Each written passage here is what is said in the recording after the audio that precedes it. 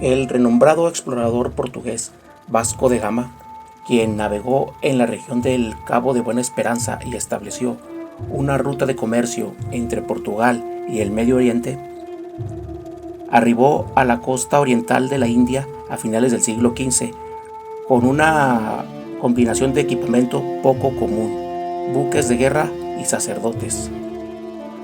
El papa de la época, quien obviamente sentía que era su derecho, había dividido el mundo entre los españoles y los portugueses, y en esa división el oriente había sido adjudicado a los portugueses.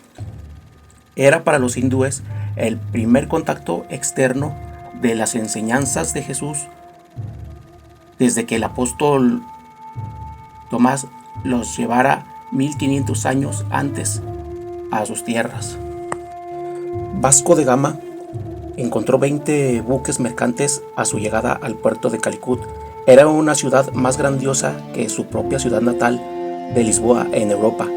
Saqueó las embarcaciones, capturó a 800 prisioneros y luego ordenó que les cortaran las manos, las orejas y narices, y todas las partes amputadas fueron amontonadas en un bote.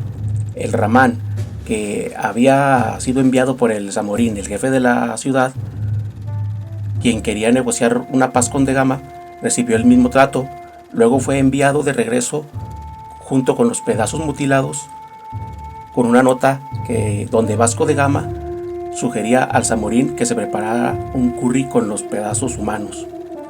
Cuando el Zamorín envió a otro ramán para que intercediera por la paz con De Gama, a este le cortaron las orejas y los labios y en su lugar le cosieron las orejas de un perro. Este ramán no iba solo, llevaba 3 muchachos. 2 de ellos eran sus hijos y uno su sobrino. A los muchachos los ahorcaron en el palo posterior del barco y enviaron los cuerpos así a la ciudad. Este fue un triste reencuentro con aquellos que profesaban ser leales a las enseñanzas de Jesús, las cuales se había llevado ahí 1500 años antes el apóstol Tomás. En cuestión de décadas, después de su llegada, según sus propios registros, los europeos habían destruido 601 templos y 131 aldeas. Los frailes franciscanos, quienes lamentablemente veneraban a Francisco de Asís como su patrono, habían destruido 300 templos en Bardet y los jesuitas 280 en Salcete. Francisco Javier, quien la iglesia venera como santo patrono del Oriente, escribió a la sede lo siguiente: en cuanto llego a un villorrio pagano, una vez que todos son bautizados, doy órdenes de que se derrumben todos los templos de sus falsos dioses y de que todas sus deidades sean destruidas. No le puedo dar una idea, dijo, de la alegría que me embarga al ver que esto se cumple. Palabras textuales. Los padres de la iglesia prohibieron a los hindúes, so pena de terribles castigos, el uso de sus propios libros sagrados.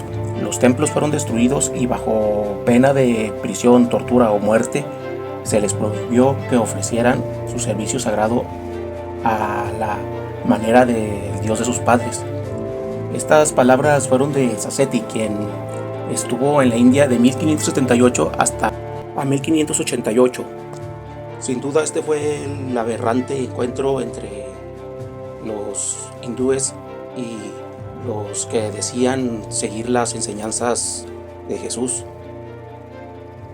Era llevar una doctrina a mano armada.